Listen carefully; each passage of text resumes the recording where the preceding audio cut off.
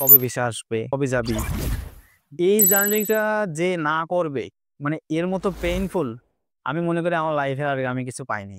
তো at last তাদেরকে আমি জানাইয়ে দিই যে, আমার আর জ্বালায়ও না, ভিসাটা রিজেক্ট হইছে। আসসালামু আলাইকুম। আর হিলা স্টাডি অ্যাবরোড থেকে আমি সাকিব আল হাসান আছি আপনাদের সাথে। আমরা আরেকটা সফল গল্প নিয়ে আপনাদের সামনে এসেছি। অ্যান্ড সফল মানুষের গল্প আমরা সফল মানুষের মুখ থেকেই শুনবো। সুতরাং দেরি না করে চলুন তার কাছে চলে যাওয়া যাক। ভাই আপনার পরিচয়টা যদি আমাদের দর্শকদের উদ্দেশ্যে একটু দিতেন। আসসালামু আলাইকুম। আমার নাম ফাহিম ফয়সাল লাবিব। আমার বাসা যশোর। আমি যশোর বিজ্ঞান ও প্রযুক্তি বিশ্ববিদ্যালয় থেকে ২০২৪ সালে গ্র্যাজুয়েশন কমপ্লিট করছি। এবং আমি এইচএসসি কমপ্লিট করছি যশোর গভর্নমেন্ট এমএম কলেজ থেকে আ ২০১৮ সালে, এবং আমি এসএসসি কমপ্লিট করছি আ আমারই এলাকা থেকে। স্কুলের নামটা হচ্ছে আমবটতলা মাধ্যমিক বিদ্যালয়, আ ২০১৬ সালে। ওকে।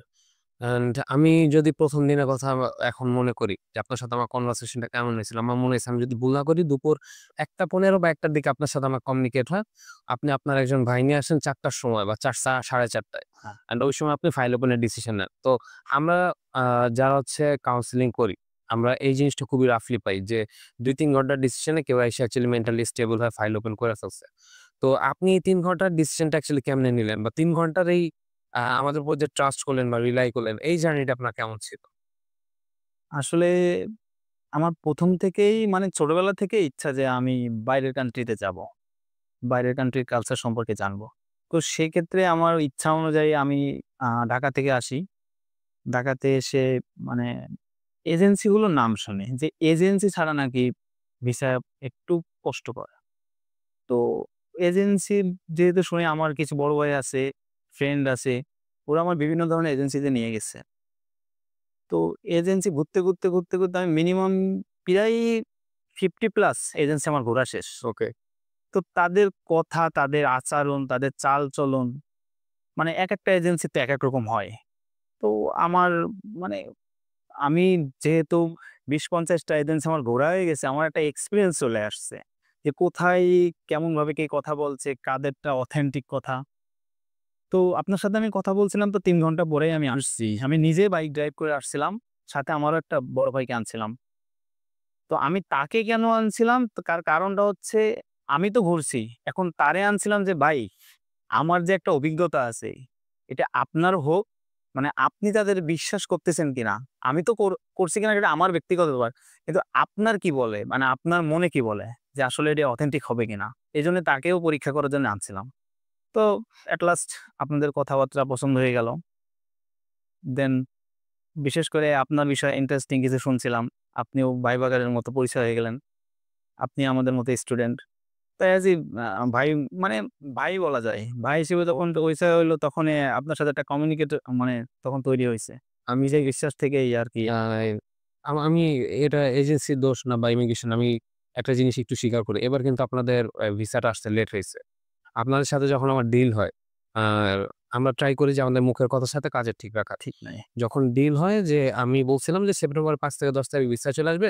১৫ তারিখে ফ্লাই করুন, ২৫ তারিখ থেকে ক্লাস শুরু। সেপ্টেম্বরের ফার্স্ট উইকে হ্যাঁ, ভিসা। তো সেইখানে এবার ভিসা আসতে অলমোস্ট ২৫ তারিখে। আপনি যখন কথা বলতেছি এটা অলমোস্ট 25, 24 এ বা 23 তে হয়তো আপনি ভিসা কপিটা হাতে পাইছেন। হাতে বলতে না, পিডিএফ ভার্শনটা হয়তো আপনারা দেখছেন। তো জিনিসটা হচ্ছে যে লেট হইছে। অ্যান্ড লেট হওয়াতে যেটা করছেন আপনার প্রেশার ফিল করে কিছু কাজও করে ফেলছেন। সো এই স্টোরিটা যদি একটু স্টুডেন্টদের সাথে শেয়ার করতেন। এটা খুবই, মানে যদিও ইন্টারেস্টিং শোনাচ্ছে, হাসির মাধ্যম দিয়ে বলতেছি, বাট এই জার্নিটা যে না করবে, মানে এর মতো পেইনফুল আমি মনে করি আমার লাইফে আর আমি কিছু পাইনি। মানে ফাইল ওপেনিং যখন থেকে শুরু করছে, আমি তো অ্যাজ ইউজুয়াল বাসা থেকে টাকা নিই। তো তখন থেকেই আমার আম্মু আমাকে প্রেশার দেয়া শুরু করছে যে, "কি অবস্থা? কবে ভিসা আসবে? কবে যাবি?" মানে এমন কোনো দিন নাই যে ২-৩ বার করে আমাকে রাত্রেও কল দেবে, দিনেও কল দেবে, মানে মানে একবার খাওয়ার মতো করে টাইম টু টাইম অনুযায়ী আমাকে কল দেবে। তো এক প্রকার মনে করেন যে, আপনারা বলছিলেন যে ফার্স্ট উইকে, সেপ্টেম্বরের ফার্স্ট উইকে ভিসা আসবে। আমি আম্মুকে ওইভাবেই বলি যে ফার্স্ট উইকে বোঝা যাবে। ফার্স্ট উইক চলে আসছে।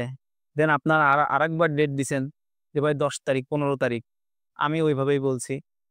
মানে আম্মু এতবার আমাকে জিজ্ঞাসা করছে যে আমি পুরো বিরক্ত হয়ে গেছি। শুধু আম্মু না, আমার দাদা, আমার নানাও আমাকে কল দিত। মানে সবাই জানতো বিষয়টা। তো আমি দেখলাম যে এই প্রেশারটা আমি একাই নিতে পারছি না। আর আমার ফ্যামিলি তো নিচ্ছে প্লাস আমাকেও দিচ্ছে। তো আমি এট লাস্ট তাদেরকে আমি জানাইয়ে দিই যে, "আমার আর জ্বালায়ও না, ভিসাটা রিজেক্ট হইছে।" মানে তখন তো আর কিছু বলার নাই। ভিসা রিজেক্ট হইতেই পারে। জি। তখন আমি প্রিপারেশন নিছি। আর আমিও নিজ থেকেই মানে আরকি আমি ফিল নিছি যে, যা গেছে, গেছে। ভিসা রিজেক্ট হয়েছে এটা আমিও মাইনে নিছি। হ্যাঁ। এখনো যে ভিসা পাইছি আমার মধ্যে কিন্তু ততটা উত্তেজনা নেই। কারণ আমি কিন্তু মাইন্ডে সেটআপ করে নিছি যে আমার ভিসাটা না যাওয়া পর্যন্ত এখনো ফিল পাবো না আমি। ইমিগ্রেশন ক্রস করব, দেন আমি ফিলটা পাবো। ওকে। পরে আমি আম্মুকে আবার বলছি যে হয়তোবা আসতে পারে। ভাই বিশ্বাস করেন সেই দিন থেকে এই ২২ তারিখে কি ২০ তারিখে বলছেন আমার? ২৩ তারিখে ২৩ তারিখে হ্যাঁ। সেদিনকে তো রাত্রির থেকে প্যারা দেয়া এখনো শুরু করছে। এখনো প্যারা দিচ্ছে যে এইটা এরকম কেন? ওইটা ওরকম কেন? মানে আমি তার কাছে ভিসার কপিটা দিছি।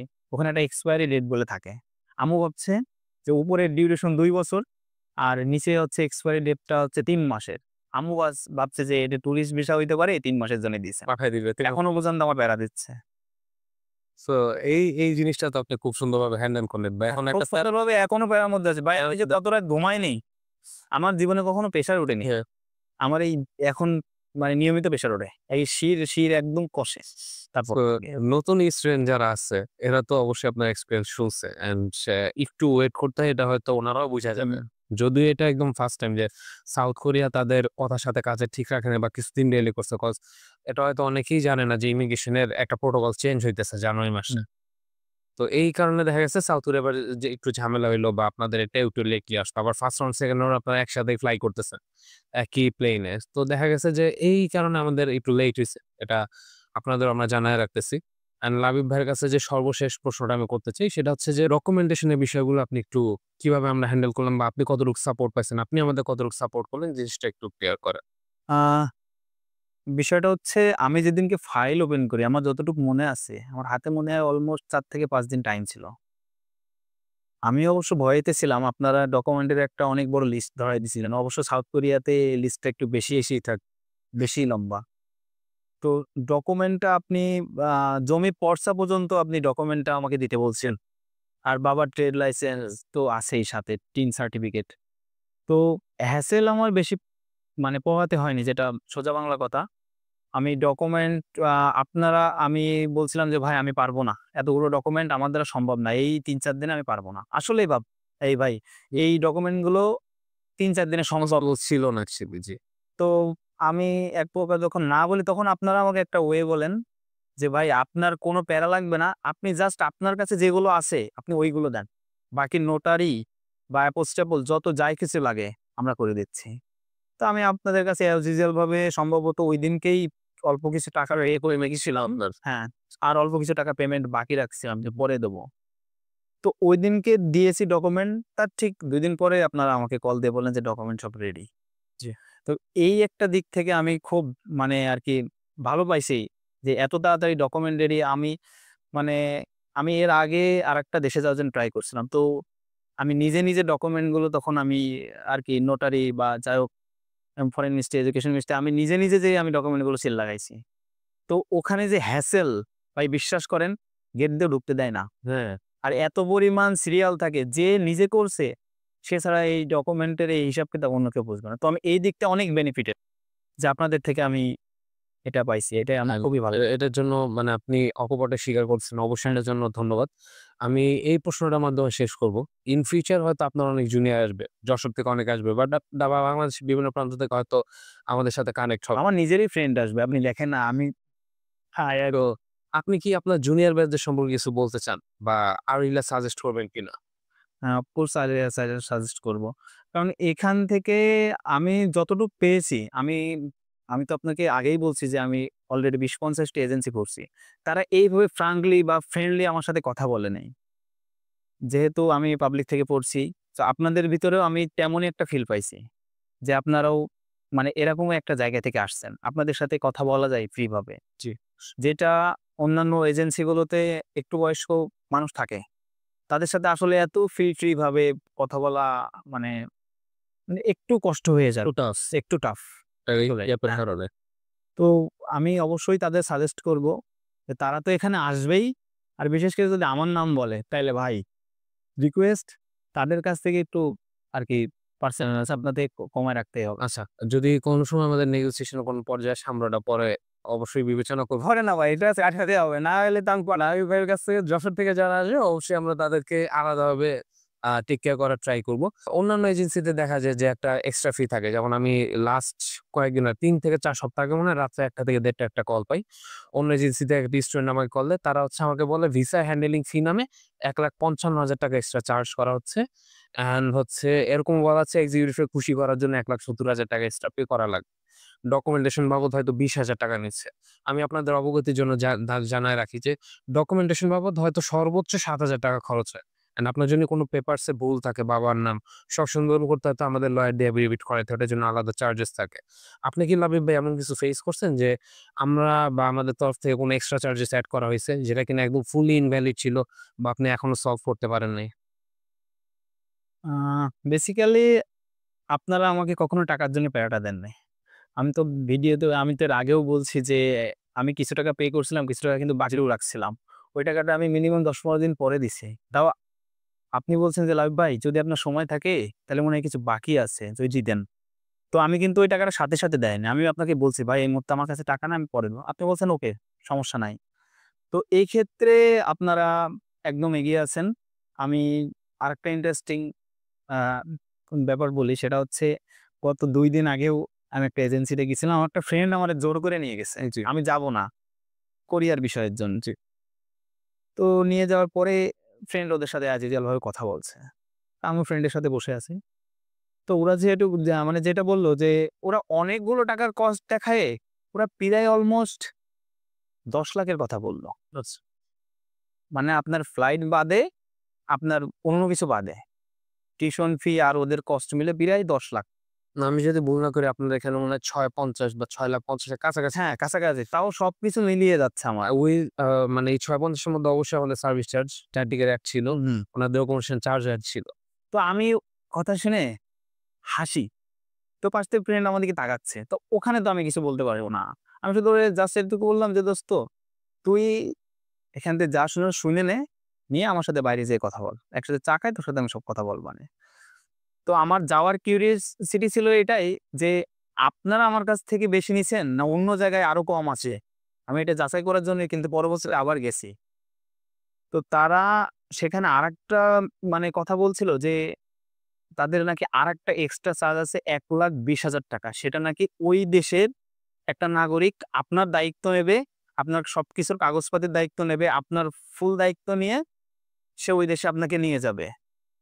তো এটা শুনে আমার আরো বেশি হাসি পাইছে যে, আপনি একজন স্টুডেন্ট মানুষ। আপনার দায়িত্ব আরেকজন কেমনে নেয়? তো ফ্রেন্ডে যা বোঝাইছে, ফ্রেন্ড তো নতুন। পরে এসে আমি বললাম যে, "তোর কাছে কি টাইম হবে?" তখন মেবি ২২ তারিখে না ২০ তারিখ ছিল। বলছে, "কেন?" আমি বলছি, "আমি তো এক জায়গায় এপ্লাই করছি। তোর কাছে যদি টাইম থাকে সর্বোচ্চ ১০ দিন। তারপরে তুই আমার সাথে কনট্যাক্ট কর। কারণ ১০ দিনের মধ্যে সম্ভবত আমি একটা রেজাল্ট পাবো। ১০ দিন এখনো চলতেছে, এখনো যায়নি। তো তারা অবশ্যই আপনাদের এখানে আসবে।" অ্যান্ড ইন ফিউচার হচ্ছে যারা আসবেন, জুনিয়র ব্যাচ হিসেবে যারা ঢুকছেন বা মার্চ এন্ডিং ফার্স্ট রাউন্ডে যাবেন, আমি একটু বলে রাখি মার্চ এন্ডিং ফাইল নেওয়া শুরু হয়েছে কিন্তু জুলাইয়ের ৯ তারিখ থেকে। অনেক আগে থেকে। কজ ইউরোপের হিউজ ভিসা রিজেকশন এর কারণে কিন্তু রিজেক্টেড ফাইলগুলো মেক্সিমাম সাউথ কোরিয়াতে এসে জমা হয়। তো আপনারা একটু প্ল্যান প্রোগ্রাম করে অ্যাকচুয়ালি আসতে হবে। একটু আগে আসতে হয়। ফার্স্ট রাউন্ডে ভিসাটা অনেক ফ্রেশ থাকে। কোন কিছু রিজেকশন যায় না। তো যারা রিজেকশন ফেস করতে চান না, ফার্স্ট রাউন্ড হচ্ছে তাদের জন্য একটা বড় অপরচুনিটি।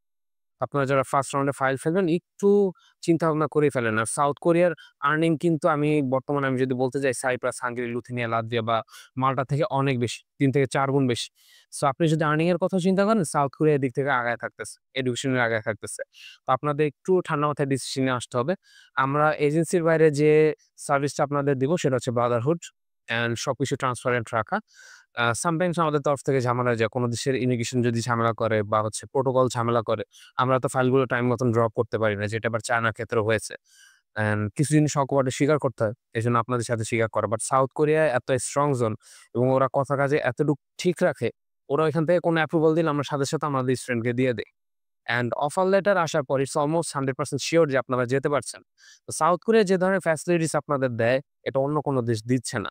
ইউরোপে যাদের নেশা আছে, যারা অনেকবার রিজেক্ট খায় ফেলছেন, অলরেডি ৩ বার রিজেকশন। আমি বলব লাস্ট টাইম আপনার সাউথ কোরিয়া ট্রাই করেন। অ্যান্ড লাবিব ভাই অবশ্যই সাকসেস পাইছে। এটা তার ফার্স্ট টাইম ছিল। অ্যান্ড আমাদের এই রাউন্ডের মধ্যে সবচেয়ে ইয়ং অ্যান্ড সবচেয়ে জুনিয়র হচ্ছে লাবিব ভাই। কারণ উনি একদমই ফ্রেশার। ২৪ সালে পাস করা, ২৫ সালে আমাদের সাথে উনি কমিউনিকেট করলেন। তো দেখা গেছে উনি আস্থা রাখছিল বিধায় হচ্ছে আল্লাহ উনার প্রতি সহায় ছিল। এজন্য উনি একটা ভিসা সাকসেস পেয়ে গেছে। আমি আপনাদেরও বলব যে আপনারা খুব দ্রুত আসেন অ্যান্ড আপনারা সাকসেসফুল হন। আজকে আমাদের সফল মানুষের স্টোরি এই পর্যন্তই ছিল। পরবর্তী এপিসোডে দেখা হবে আমাদের নতুন কোনো সফল মানুষের সাথে। ধন্যবাদ আর ভিলার সাথেই থাকুন। আসসালামু আলাইকুম।